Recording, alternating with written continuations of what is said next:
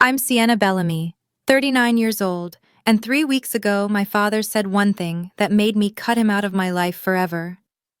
When I became homeless with my 17-year-old son and asked my father for help, he looked me straight in the eyes and told me there was no room for me in his 4-bedroom house. The same house where my 16-year-old half-sister has 3 bedrooms to herself, one for sleeping, one for her books, and one for her art. What my father didn't know was that someone had been watching all along, and they had plans of their own. Before I continue, please take a moment to like and subscribe, but only if you genuinely enjoy this story. Also, let me know where you're watching from and what time it is there. Now let me take you back 2 years to the day my husband walked out and my life started falling apart. 2 years ago, I had $45,000 in savings, a decade of experience as an interior architect, and what I thought was a stable life. Then Derek happened. My husband didn't just have an affair with his coworker, he didn't just pack his bags and disappear without a word. Before he vanished, he drained our joint savings account, every single penny, and left behind $28,000 in credit card debt with both our names on it. I had to pay that debt alone. If I didn't, my credit score would tank, and I'd never be able to rent an apartment anywhere. 8 months ago, my mother was diagnosed with stage 4 lung cancer. She fought for 6 months. I watched her wither away in a hospital bed, held her hand when she took her last breath, and buried her with what little I had left.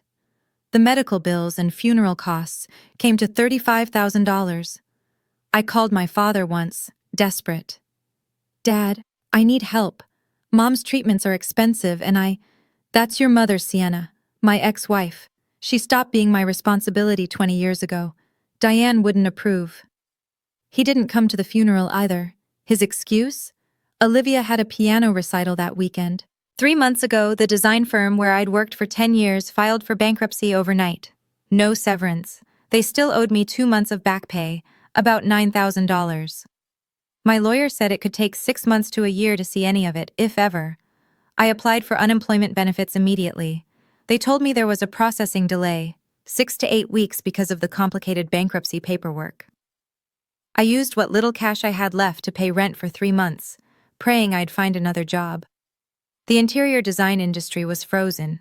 No one was hiring. Then the eviction notice came. "Mom," Ethan said that night, still wearing his green Starbucks apron. "I asked my manager for more hours. She's letting me work weekends too. We just need to save up for the deposit, right? How much more do we need?" I looked at my son, my 17-year-old son who woke up at 4:30 every morning to make coffee for strangers, and felt my heart crack. "Don't even think about dropping out of school," I told him. "Your SATs are more important. I'll figure something out." 2 years ago, I had everything. Now I had my ex-husband's debt, my mother's funeral bills, and a bankrupt company that owed me money. Life doesn't warn you when it decides to collapse. Ethan started working at Starbucks when my mother first got sick.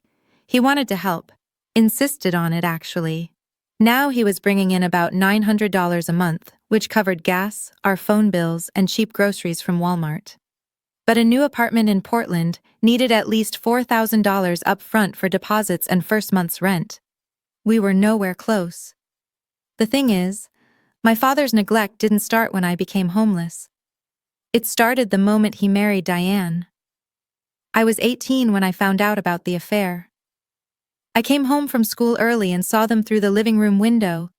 My father and this woman I'd never seen before, kissing in our house, on our couch, while my mother was at work. My mother never recovered from that betrayal.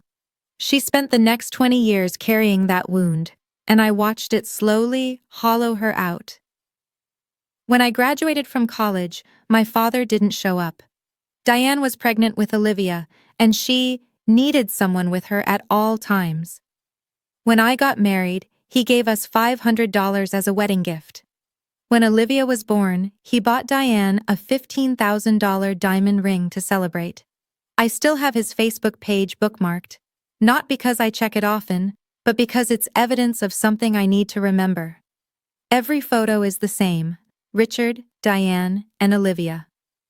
Caption: "My whole world." I don't exist in his world. I never have. I sent Olivia birthday presents every year.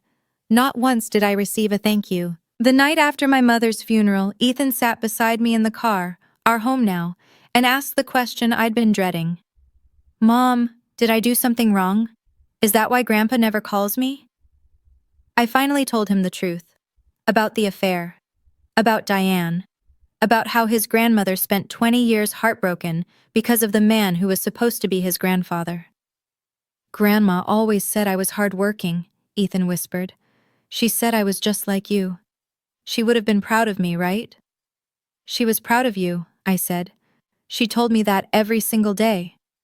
He was quiet for a long moment. Then, I miss her, Mom. I miss her too, baby. Every single day. We'd been sleeping in our car for 3 nights when I finally broke. Walmart parking lot. Space 247. I memorized that number because I stared at the faded paint every night, trying not to think about how we'd ended up here. Ethan's alarm went off at 4:30. I watched him sit up in the back seat, rubbing his eyes, his breath fogging in the cold morning air. He grabbed his Starbucks uniform from the plastic bag we used as a makeshift closet. I'll be at the store before 5, he said. I can shower in the employee bathroom before anyone else gets there. He thought I didn't know. He thought he'd hidden it well. The way he snuck into work early to clean up. The way he changed in the restroom stall. The way he never mentioned our living situation to his coworkers. He didn't want their pity. He didn't want to lose his job. I watched him drive away in the dark, and I saw what this was doing to him. The shadows under his eyes, the way his clothes hung looser on his frame, the small burn mark on his hand from the espresso machine that he brushed off as nothing. He was 17 years old, waking up before dawn in a car to go make coffee for strangers, then coming back to do homework under streetlights because we couldn't afford to keep the car running for the interior light. His SATs were in 2 weeks. He'd been studying on his phone, squinting at practice problems in the orange glow of the parking lot lamps. I was still waiting on unemployment benefits, 5 weeks into the application, at least 2 or 3 more to go. The lawsuit against my old company could take months. The shelter had a 6-week waiting list. I had no more options. Well, one option. I picked up my phone and stared at my father's contact. The man who couldn't be bothered to show up to my mother's funeral. The man who'd erased me from his perfect family portrait. I watched my son disappear into the pre-dawn darkness to work a job that would barely cover our gas money, and I made my decision. Even if it meant calling the man who hadn't been there when Mom took her last breath, I had to try. Not for me. For Ethan. My father picked up on the 4th ring. Sienna.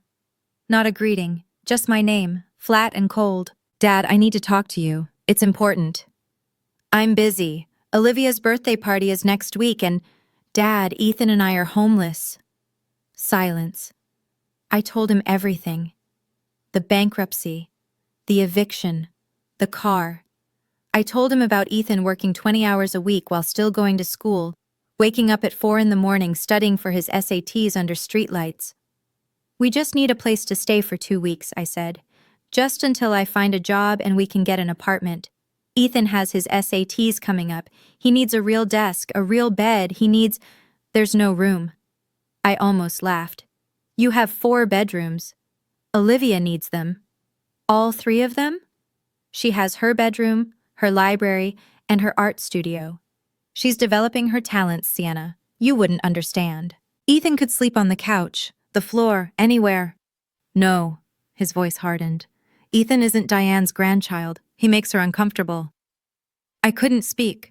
My father continued, and I heard something ugly creeping into his voice. Besides, the kid makes coffee for a living. That's the future you raised him for? Olivia is preparing for art school. Do you see the difference? Still, I couldn't form words. Then Diane's voice came through the line. She must have grabbed the phone. Sienna, you're 39 years old and you still can't take care of yourself. Your husband left you, your mother died, your company fired you. Maybe you should ask yourself if you're the problem. The line went dead. I sat in the driver's seat of my car, phone still pressed to my ear, listening to nothing. My father had just mocked my son for working, for helping our family survive, and Diane, the woman who destroyed my mother's marriage, had just told me that my mother's death was somehow my fault. I called back. My hands were shaking, but my voice came out steady, steadier than I expected. I wasn't finished, I said when my father picked up. Sienna, 4 bedrooms, Dad. Olivia needs... Ethan wakes up at 4 in the morning. Did you know that? Silence. He drives to Starbucks before 5. He showers in the employee bathroom because we don't have running water. He works 8 hours, then he does his homework in a parking lot. He's 17 years old. That's not my... You mocked him for working, for helping his family. I didn't mock. You said, the kid makes coffee for a living. Those were your exact words. My father's breath was heavy through the phone. I heard him struggling to find a response. Diane thinks it's best if... Diane. I let the name hang there. So Diane decides who lives in your house now? It's our house. Is it? Something shifted in his voice, a crack in the armor. What's that supposed to mean? It means I remember things, Dad. Things Grandma told me when I was little. About that house, about who it really belongs to. Don't. His tone turned sharp. Don't bring my mother into this. Why not? Does she know you didn't come to Mom's funeral? Does she know you're refusing to help your own granddaughter? Does she know you laughed at Ethan for having a job? My mother is 80 years old. She doesn't need to be bothered with... Then you better hope I don't need to call her. He hung up on me. I stared at the phone. My hands had stopped shaking. For the first time in 20 years, I'd pushed back. And I'd heard something in my father's voice that I hadn't expected. Fear. I didn't realize Ethan was awake until I heard him sniffle. He was sitting in the back seat, still in his Starbucks uniform. The green apron was stained with coffee, and there was a fresh red mark on his hand, another burn from the espresso machine. He must have gotten back from his shift while I was on the phone, and I hadn't even noticed. He'd heard everything. Mom, his voice cracked. Did Grandpa really say that? About my job? I turned around to face him. The parking lot lights cast orange shadows across his face, and I could see the tear tracks on his cheeks. Ethan, I work really hard. He was trying not to cry, but his shoulders were shaking. I wake up early. I do everything they ask. My manager says I'm one of the best baristas she has. I know, baby. Grandma... He stopped, swallowed. Grandma always said she was proud of me. She said working hard was nothing to be ashamed of. She said I was just like you. She did say that, every time she saw you. But Grandpa, he wiped his face with the back of his hand. He didn't even come to her funeral, Mom. He didn't help when she was sick. And now he's making fun of me for having a job while we're living in a car. I reached back and took his hand, the one with the burn mark. I know it hurts, I said. But listen to me. Your grandmother was proud of you. She told me that every single day. And the man who couldn't bother to show up at her funeral doesn't get to define your worth. Ethan was quiet for a long moment. Then he asked, Who's this grandma you mentioned on the phone? The one who told you things about the house? I hesitated. I'd never told him about his great-grandmother, never told him about the woman who actually owned the house my father lived in. But maybe it was time. That's your great-grandma, I said. Grandma Margaret. And I think it's time you knew about her. The next morning I called my father one more time. He answered with a sigh. Sienna, I already told you. I have one question. What? Does Grandma know? The silence that followed was different from before. It stretched longer, heavier. Know what? His voice had changed. Guarded now. Does she know you didn't come to Mom's funeral? Does she know you refused to let your granddaughter and great-grandson stay in her house? Does she know you mocked Ethan for working? My mother doesn't need to hear about any of this. She's 80 years old and... She loved Mom, didn't she? Grandma always said Mom was the best daughter-in-law she ever had. Sienna. She was furious when you had the affair. I remember. I was 18, but I remember the things she said to you. That was 20 years ago. Was it? Because I'm pretty sure she never forgave you. And I'm pretty sure if she found out about all of this, the funeral, the house, the way you talked about Ethan, she'd have something to say about it. My father's breath came harsh through the phone. You wouldn't. I don't want to. I'm asking for 2 weeks, a corner of your house, a place for Ethan to sleep and study. That's it. I already said no. Diane, then I hope you're ready for Grandma to find out what kind of man her son has become. He hung up without another word. I lowered the phone and looked at Ethan, who was watching me from the passenger seat. Great-Grandma, he said slowly. She owns the house Grandpa lives in? She does. Or at least, she used to. I'm not sure about the paperwork now. And she loved Grandma Linda? Very much. She told me once that your grandmother was like a daughter to her. Ethan was quiet. Then, are we going to call her? I stared at my father's contact one more time. The man who'd hurt my mother, who'd abandoned me, who'd laughed at my son. Yeah, I said. I think we are. That evening, I drove out to my father's neighborhood. Ethan was asleep in the back seat, exhausted from another 8-hour shift. I parked on a side street, about a block away, where I could see the house without being seen. The colonial 2-story looked exactly as I remembered it. White siding, black shutters, a manicured lawn that Diane probably paid someone else to maintain. 2 luxury cars sat in the driveway, a Mercedes and a BMW. The porch light was on, casting a warm glow that made everything look perfect. Welcoming. What a lie. A memory surfaced. Me, 10 years old, walking through that house with Grandma Margaret. She'd held my hand and pointed to the crown molding, the hardwood floors, the bay window in the living room. This house is mine, Sienna, she'd told me. I let your father live here because he's my son. But it belongs to me. And someday when you're older, it'll be yours. I remembered asking why Dad didn't have his own house. Grandma had smiled, but there was something sad in it. Your father has always needed someone to take care of him. First me, then your mother, now. She'd trailed off, shaking her head. Now Diane, I thought, finishing the sentence 29 years later. Another memory. Grandma sitting with my mother in this very house after the affair came out. Mom was crying, and Grandma was holding her hands. Linda, you are the best daughter-in-law I could have asked for. I'm so sorry my son did this to you. You deserve so much better. My mother had loved Grandma Margaret, and Grandma had loved her back more than she'd ever loved Diane. I stared at the house. 4 bedrooms, 3 of them dedicated to a 16-year-old's hobbies, and somewhere inside, my father slept comfortably in a home he'd never paid for, while his grandson slept in a parking lot. Did the house still belong to Grandma? Or had she signed it over at some point? I didn't know. But I knew someone who might. Uncle Thomas picked up on the second ring. Sienna? Is everything okay? It was the first time in months anyone had asked me that, and actually sounded like they meant it.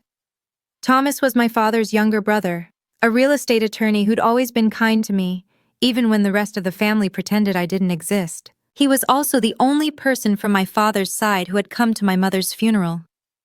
Uncle Thomas, I need to ask you something. About Grandma's house. Silence. Then, why? I told him everything. The bankruptcy, the eviction, the car, my father's refusal, the things he'd said about Ethan. When I finished, Thomas let out a long breath. Your father said that? About Ethan's job? He said the kid makes coffee for a living like it was something shameful. Ethan heard the whole thing. My God! Thomas's voice was heavy with disgust. That boy wakes up at 4 in the morning to help your family and Richard mocks him for it? Uncle Thomas, I need to know. The house. Is it still? Sienna, I have to tell you something. He paused, and I heard him close a door. Your grandmother was furious when Richard didn't show up to Linda's funeral. She called me that night, crying. She said, Thomas, I raised a monster. Linda was like a daughter to me, and my son couldn't even pay his respects. My throat tightened. She never forgave him for the affair, Thomas continued. She tolerated Diane for Richard's sake, but she never accepted her, and when she heard about the funeral, he trailed off. She's been waiting, Sienna, waiting for the right moment. The right moment for what?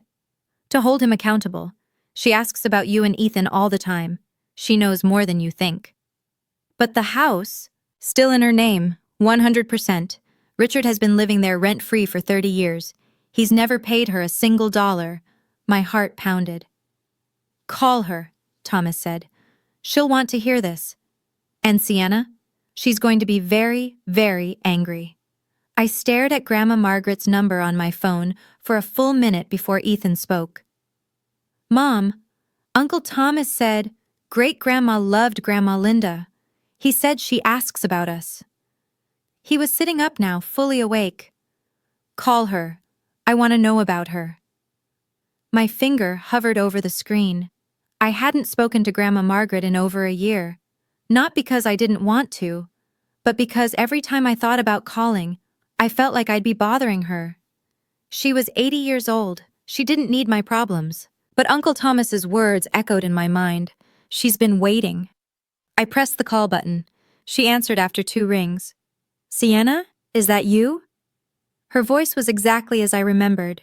Sharp, clear, no trace of frailty despite her age. Hi, Grandma.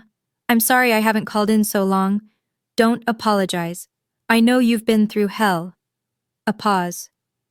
I miss you, sweetheart. And I miss your mother. Linda was the best daughter-in-law I ever had. Did you know I still have her photo on my nightstand? I couldn't speak. Tears were already streaming down my face. Grandma, Thomas called me. He told me what's happening. He told me what Richard said. Of course he had.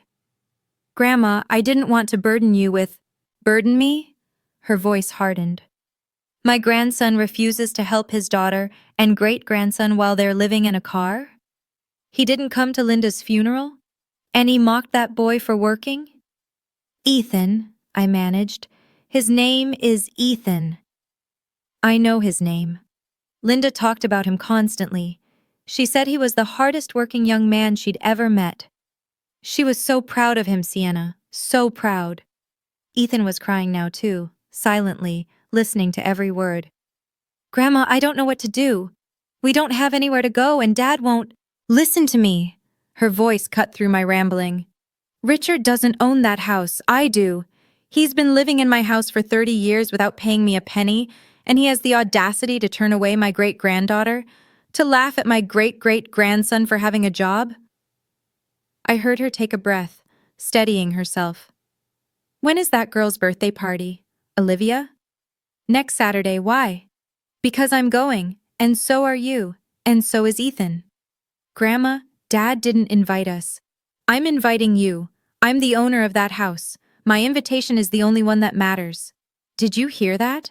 When Grandma said she still keeps my mother's photo on her nightstand? For 20 years, I thought I was alone in this family. I thought everyone had forgotten about my mom, about what my father did to her, about how she spent 2 decades carrying that heartbreak. But Grandma never forgot. She never stopped loving her. And when she heard about Ethan, about how hard he works, about how my father laughed at him, her voice changed. I'd never heard her so angry. What do you think she's planning? What's going to happen at that birthday party? Let me know in the comments what you think is coming. And if you're still with me, hit that like button so I know you're here. We're about to get to the part I'll never forget. Now, let me tell you about the day of the party. 3 days before Olivia's sweet 16, Grandma called again. You're coming to the party, she said, no question in her voice. Both of you. Grandma, Dad will make a scene. He'll try to throw us out in front of everyone. Let him try. I don't have anything to wear. Neither does Ethan. We've been living in our car for— I know. I've already spoken to Thomas. He's bringing clothes for both of you. Something simple, something dignified. You're not going there to impress anyone, Sienna. You're going there because I asked you to. I hesitated. Why? Why do you want us there so badly? Because I want to see my great-great-grandson. Linda told me so much about him. She said he was special, and I believe her. Grandma's voice softened for just a moment. And because that boy needs to know his grandmother would have been proud, I want to tell him myself. My chest ached. Grandma, Ethan's nervous. He's afraid Grandpa will humiliate him again. Then tell him what I told you.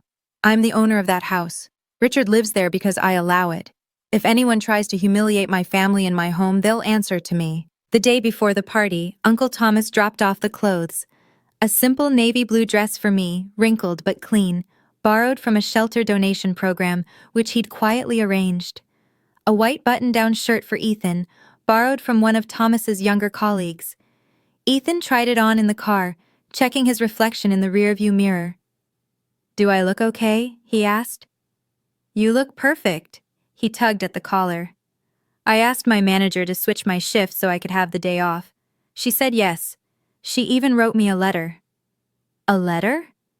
A recommendation letter, for college applications. She said I'm one of the most dedicated employees she's ever had. He paused. I wanted to show Great-Grandma, so she knows I'm not what Grandpa said I am. I reached over and straightened his collar. She already knows, Ethan, but I think she'd love to hear it from you. The party was everything I expected, and nothing I was prepared for. Ethan and I pulled up to the house in our beat-up Honda, the same car we'd been sleeping in for weeks. The contrast was almost laughable. Luxury cars lined the driveway. Mercedes, BMWs, a Lexus SUV. The lawn had been freshly manicured, and through the wrought iron gate, I could see the backyard transformed into something out of a magazine. Pink and white decorations everywhere. String lights draped between the trees. A massive banner reading, "Happy Sweet 16 Olivia," hung across the back of the house. Round tables covered in white linen, a tiered cake, a DJ booth. 50 people, maybe more, milling around in cocktail dresses and tailored suits. And there we were, me in my borrowed navy dress, slightly too big, Ethan in a white shirt borrowed from a stranger, his hands still showing faint burn scars from the espresso machine. We didn't belong here. Everyone would know it the second they looked at us. "Mom?" Ethan's voice was tight. "Are you sure about this?" "Great-Grandma asked us to come. That's all that matters." We walked through the gate. It took about 30 seconds for someone to notice us. Then the whispers started. I saw my father across the yard, laughing with a group of guests, a champagne flute in his hand. He was in his element, charming, polished, the perfect host. Then his eyes swept toward the entrance and landed on me. His smile vanished. He said something to the guests and started walking toward us. Diane appeared beside him almost immediately, her face twisted with barely concealed rage. "What are you doing here?" Diane hissed as they approached. "And why did you bring him?" I kept my voice calm. "Grandma Margaret invited us. She has no right to invite anyone to our house." I looked at Diane, really looked at her. "Your house?" I said quietly. "Are you sure about that?" Before she could respond, we all heard it. A car door closing, footsteps on the pavement. I turned toward the gate. Grandma Margaret had arrived. My father grabbed my arm, pulling me toward the side of the house, away from the main party. But we weren't far enough. Guests could still see us. Some were already watching. "Sienna." His voice was low, dangerous. "I told you not to come. And I told you Grandma invited me. This is Olivia's day. You're not going to ruin it." Diane stepped closer, her heels sinking into the grass. "You need to leave, both of you. Now." "We're not going anywhere." My father's eyes flicked to Ethan, who stood rigid beside me, his jaw tight. "And you brought him." Richard's lip curled. "The coffee boy. What, did you want to show everyone what a great job you've done raising him?" I felt Ethan flinch. "Dad, homeless." My father's voice rose, and more heads turned our way. "Living in your car. Husband left you, mother died, company fired you. And this is what you have to show for it? A kid who makes lattes?" Several guests had stopped pretending not to listen. I saw phones coming out. "Sienna, do you have any idea how embarrassing this is? Showing up here like this? People are going to think..." "Think what, Richard?" The voice came from behind us, clear and sharp as a blade. My father spun around. Grandma Margaret stood at the edge of the patio, a worn leather briefcase in her hand. She was small, barely 5 feet tall, but the way she held herself made her seem larger. Behind her, Uncle Thomas had materialized, his expression carefully neutral. The entire party had gone silent.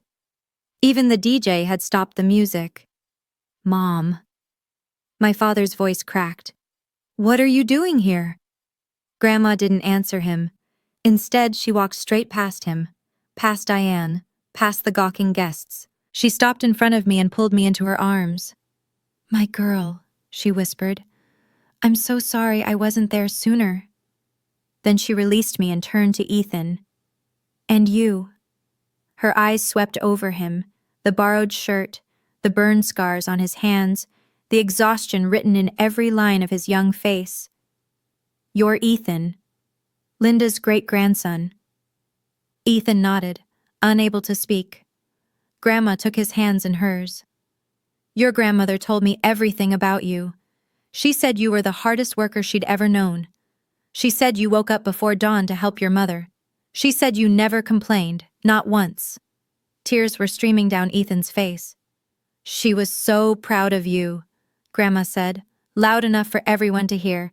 "And so am I." The silence that followed was deafening. 50 people stood frozen in that perfect backyard, champagne glasses suspended mid-sip, conversations abandoned.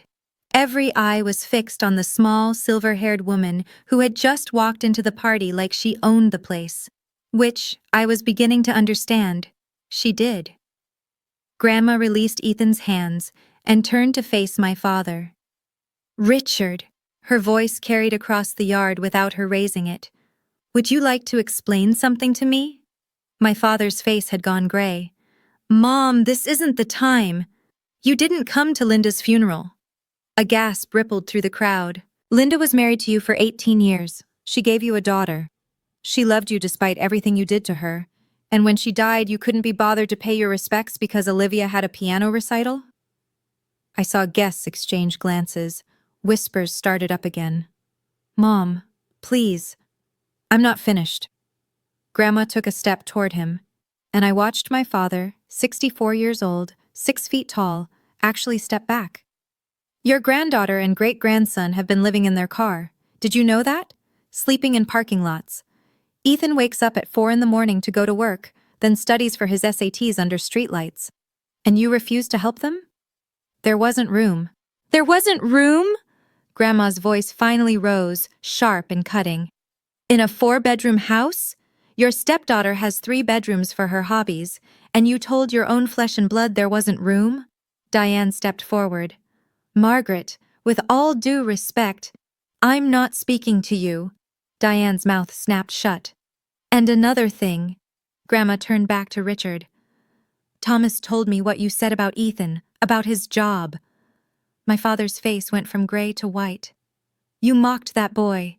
You laughed at him for working, for helping his mother survive." Grandma's voice trembled with barely contained fury. "That child has more dignity in his little finger than you've shown in your entire life." The whispers had become a steady murmur now. I could hear fragments drifting across the yard. "Didn't go to the funeral? Living in a car? Really? Mocked the kid for having a job?" My father's carefully constructed image was crumbling in real time, and everyone was watching it happen. "Mom." Richard's voice had taken on a pleading note.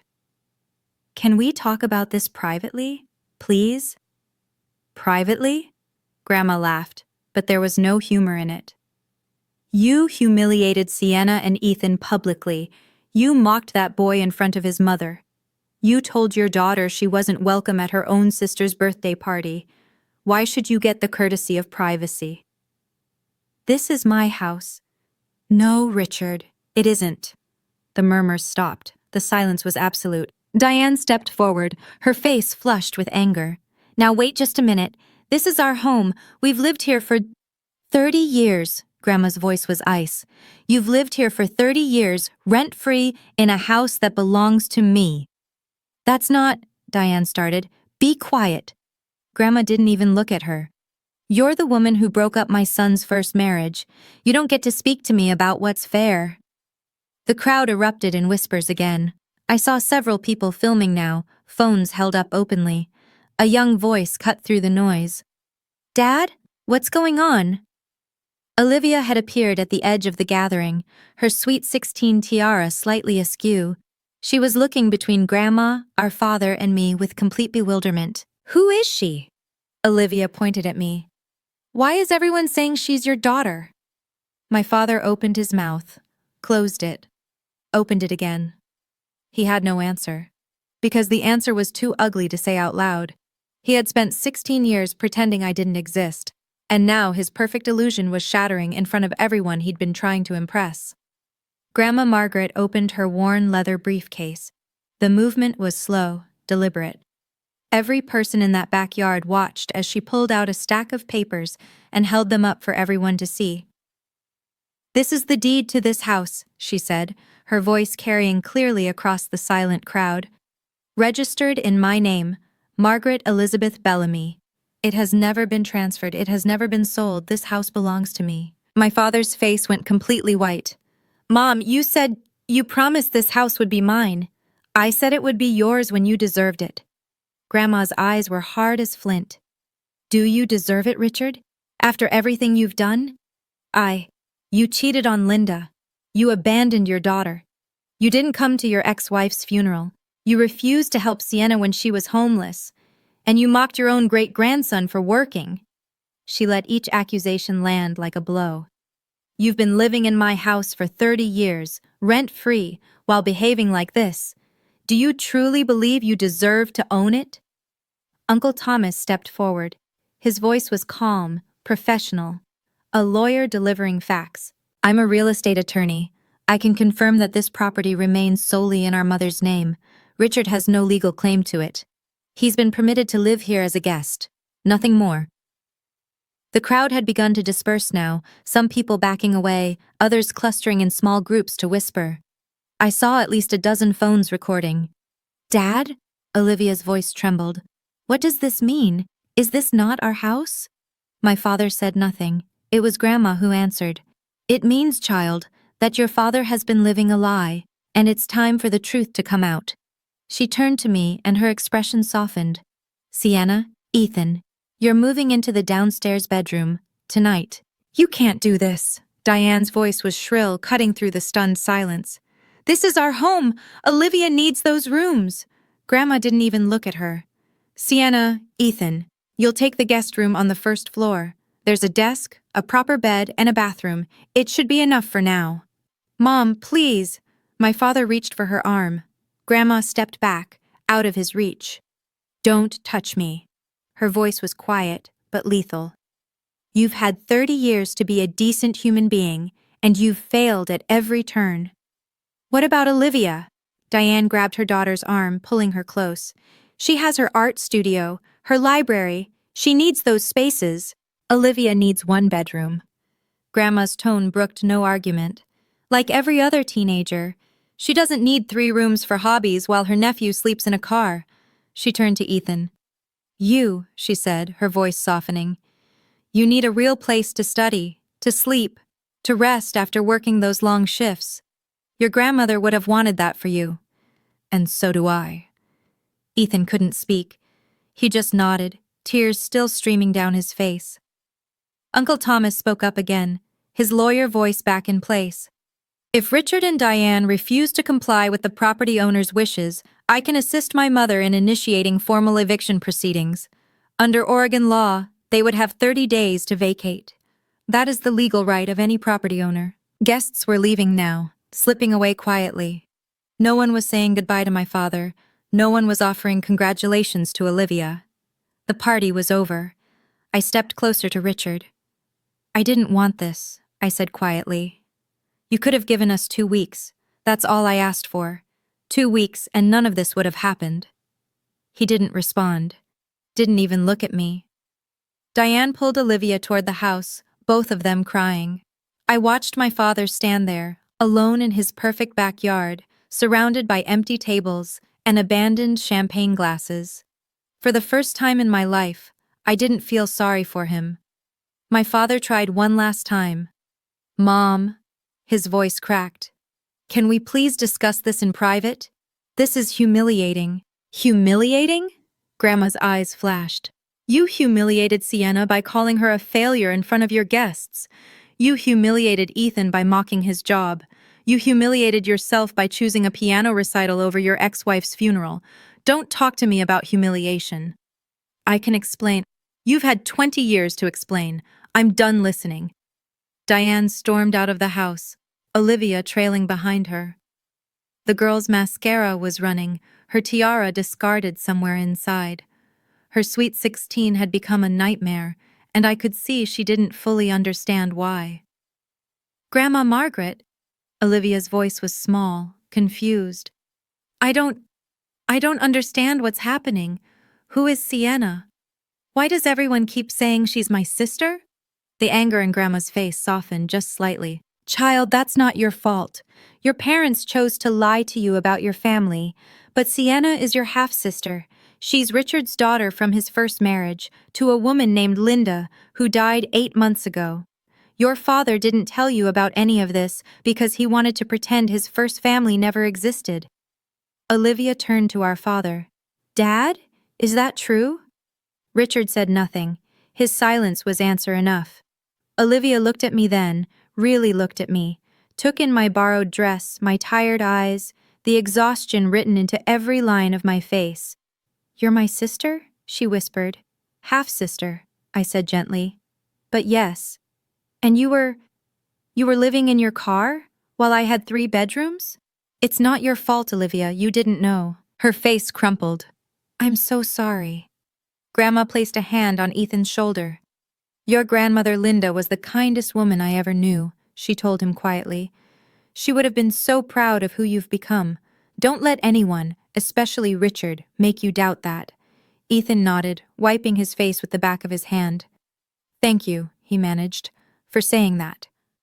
I'm not just saying it, I mean it. Did you see the moment when Grandma told Ethan that his grandmother would have been proud? He broke down. My 17-year-old son, who had spent weeks waking up at 4 in the morning, working 8-hour shifts, never complaining, he finally let himself cry. Because for the first time since my mother died, someone from my father's family acknowledged him, told him he mattered, told him his grandmother's love wasn't forgotten. And Olivia. She had no idea about any of this. She didn't know I existed. She didn't know our father had skipped a funeral for her piano recital. She was just a kid caught in the middle of her parents' lies. Here's my question for you. Should I forgive my father? After everything he's done? Or are some boundaries necessary for survival? Tell me what you think in the comments, and if you want to hear how this ends, stay with me. We're almost there. The party was completely over. The last guests filtered out through the gate, many of them pausing to squeeze my hand or pat Ethan on the shoulder as they passed. A few women I'd never met hugged me, murmuring words of support. I had no idea Richard had another daughter, one of them said, shaking her head. He always talked about his family like you didn't exist. That's because, to him, I didn't. A neighbor, a man in his 60s who'd apparently known my father for 15 years, stopped in front of Ethan. Son, I heard what your grandfather said about your job. He looked directly into Ethan's eyes. Working hard at your age, helping your mother like you do? That's something to be damn proud of. Don't let anyone tell you otherwise. Thank you, sir, Ethan managed. The man nodded, then turned to walk away. As he passed my father, he didn't say a word, didn't even look at him. That's when I noticed my father was still standing in the same spot, alone. Empty champagne glasses and abandoned plates surrounded him, remnants of a celebration that had imploded. The banner still hung above him. Happy Sweet 16 Olivia. It fluttered in the evening breeze, mocking him. Uncle Thomas appeared at my elbow. The video's already spreading, he said quietly. Someone posted it to the neighborhood Facebook group. Another person shared it on Twitter. He paused. People are not being kind to Richard in the comments. I didn't feel satisfaction. I didn't feel vindication. I felt tired, just tired. I didn't want this, I said. I know. Thomas put a hand on my shoulder. But he made his choices, 30 years of choices, and now he has to live with the consequences. Diane had disappeared inside the house with Olivia. I could hear crying through the open windows. The Happy Sweet 16 banner finally tore loose on one end, dangling at an angle, buffeted by the wind. Nobody bothered to fix it. We moved into the downstairs guest room that same night. It wasn't much. A queen bed, a desk by the window, a small bathroom attached. But after 3 weeks of sleeping in a car, it felt like a palace. Ethan sat down at the desk and ran his hands over the surface, like he couldn't quite believe it was real. "I can study here," he said softly. "I can actually sit at a real desk and study." "You can." He opened his backpack and pulled out his SAT prep book, dog-eared and wrinkled from being read in parking lots under streetlights. He set it on the desk, smoothed the pages, and just stared at it for a moment. Then he pulled out something else. A folded piece of paper. "My manager wrote this," he said, handing it to me. "The recommendation letter, for my college applications." I unfolded it and read the first few lines. "Ethan is one of the most dedicated and hardworking employees I have ever had the privilege of managing. Despite facing personal challenges that would have broken most adults, he has never once complained, never missed a shift, and consistently exceeds expectations." My throat tightened. Grandma appeared in the doorway. She was carrying something, a framed photograph. "I thought you might want this," she said, handing it to me. It was my mother, a picture I'd never seen before, younger, laughing, standing in the garden of this very house. She must have been about my age in the photo. "That was taken the first year she was married to Richard," Grandma said, "before everything went wrong. I've kept it all these years. She was such a light in this family." I placed the photo on the nightstand. "We'll put it somewhere special," I said. Grandma nodded, then she turned to Ethan. "Your grandmother would be so proud of you," she said again. "Don't ever forget that." Ethan wiped his eyes. "I won't." Uncle Thomas called later that evening. "Good news, your unemployment benefits were finally approved. Back pay for 5 weeks should hit your account within the next few days." For the first time in months, I let myself breathe.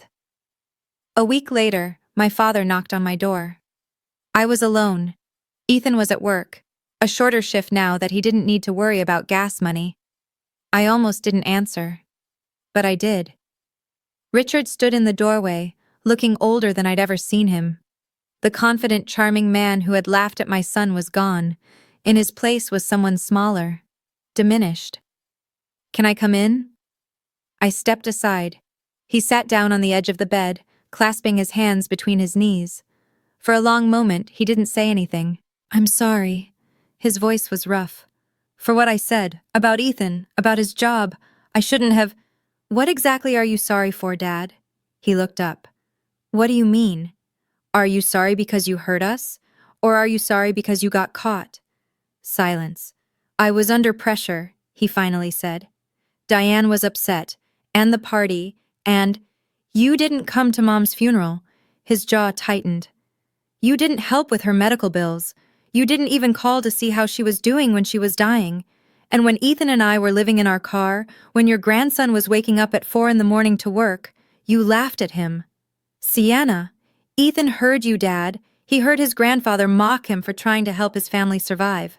Do you have any idea what that did to him?" Richard's eyes dropped to the floor. "I didn't think—" "No, you didn't." We sat in silence for a while. Then he asked the question I'd been dreading. "What do you want from me?" And there it was. Not "I'll change," not "I'll do better." Just, "What do you want?" He still didn't get it. "I don't want anything from you, Dad. I just want you to understand why I can't pretend everything is okay." He nodded slowly. Started to say something. Stopped. Then he stood up and left without another word. 3 weeks after the party, everything started to fall into place. I got a job offer. A small interior design firm in the next town over. Not my old salary, but enough. Enough to rent a 1-bedroom apartment for me and Ethan, enough to start over. Enough. The unemployment back pay came through, $3,200. I used it to pay off the last of Derek's credit card debt. It felt like cutting a chain that had been wrapped around my neck for 2 years. Ethan took his SATs. When the scores came back, he was in the top 15% nationally. His Starbucks manager had written him a glowing recommendation letter, and he'd been promoted to shift supervisor, the youngest one in his district. "Mom," he said, showing me the score report, "do you think Grandma would have been proud?" "She was always proud of you, baby. Always." The day before we moved out, Grandma called me to her room. "Sit down," she said, patting the bed beside her. I did. "I've been thinking about the future," she said, "about this house, about what happens when I'm gone." "Grandma, you don't have to." "Hush, let me finish." She took my hand. "I'm rewriting my will. Richard won't inherit this house. It'll go to you and Ethan." "I don't need. This isn't about need. It's about what's right." She squeezed my hand. "Your mother loved this house. She was happy here once, before everything fell apart. I want it to stay with people who will honor that memory." I couldn't speak. "You've been through so much, Sienna. Derek, your mother, the bankruptcy, Richard's cruelty, all of it. But you never gave up. You never let it break you." She smiled, her eyes bright with tears. "Linda would be so proud of the woman you've become." I hugged her then, this tiny, fierce woman who had stood up for me when no one else would. "Thank you," I whispered, "for everything." "Thank me by living a good life," she said. "That's all I ask." The day I moved out, I sent my father one final message. "Dad, I want you to know that I don't hate you. I spent too many years hoping you'd change, hoping you'd see me, hoping I could earn a place in your new family. I'm done hoping. Grandma gave us a roof when you wouldn't. She told Ethan he was worth something when you mocked him. She remembered Mom when you couldn't even show up to her funeral. I'm not cutting you off out of anger. I'm doing it because I need to protect myself and my son. If you ever truly change, not because you're embarrassed, but because you realize what you've done, you know how to reach me. Until then, this is goodbye." He never responded. Diane texted me once, a week later, to tell me I was destroying the family. I didn't reply, but Olivia, sweet, confused Olivia, reached out 3 days after we moved. "Sienna? I'm sorry about everything. I didn't know about you or about what happened with Dad. I feel so stupid. I had 3 bedrooms for my stuff while you and Ethan had nothing. I'm really, really sorry." I wrote back, "You have nothing to apologize for, Olivia. None of this was your fault. If you want to get to know me and Ethan, we're here." Ethan sent her a message too. "Hey, it's your nephew. Don't stress about it. I make coffee for a living and there's nothing wrong with that. Let me know if you ever want to hang out." That night in our new apartment, small, simple, ours, I placed my mother's photograph on the bookshelf. "We made it, Mom," I said quietly. "Ethan and I, we're going to be okay." My son was at his desk, laptop open, working on college applications. He looked up and caught my eye. "Mom?" "Yeah?" "Thank you. For not giving up. For fighting for us." I walked over and hugged him. "I didn't win because of the house," I said. "I won because you know that waking up at 4 in the morning to help your family is something to be proud of, no matter what anyone else says." He hugged me back, tight. "Grandma would be proud," he whispered. "She is, baby. She is." That's my story. My mother died 8 months ago, and my father couldn't be bothered to attend her funeral. Then he mocked my son, my hard-working, dedicated, incredible son, for having a job that helps our family survive. But my grandmother, my 80-year-old grandmother, remembered. She remembered my mother. She remembered what family is supposed to mean, and when it mattered most, she stood up for us. If you've ever lost someone and felt alone, if you've ever been mocked for the work you do, if you've ever felt like you didn't belong in your own family, you're not alone. I see you. Tell me your story in the comments. I read every single one. And if this video meant something to you, please like, subscribe, and hit that notification bell. There's a link in the description to another story you might connect with. Thank you for staying until the end. Thank you for being here with me. Until next time.